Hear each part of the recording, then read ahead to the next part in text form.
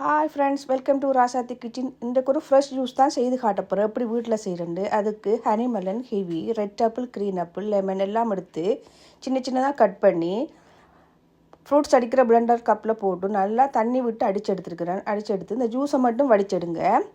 வடிச்சிட்டு கொஞ்சம் ஹனி விட்டு குடிங்க. டாய்லெட் பிரச்சனை உள்ளாக்க டயட் பண்ணுற ஆக்களுக்கு அருமையான ஜூஸ், நல்லா ஹெல்த்தியும் கூட.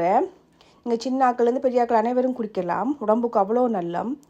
இந்த அடிக்கிற வெயிலுக்கு உடம்புக்கும் அவ்வளோ குளிர்ச்சியை தரும். நீங்கள் வெளியிலலாம் போய் வாங்கி குடிக்க தேவையில்லை, வீட்டிலேயே பண்ணி குடிக்கலாம். இது நல்லா கலந்துட்டு ஒரு 5 நிமிஷமோ 10 நிமிஷம் ஃப்ரிட்ஜில் வச்சுட்டும் குடிக்கலாம், இல்லாட்டி ஐஸ் க்யூப் போட்டுட்டும் குடிக்கலாம்.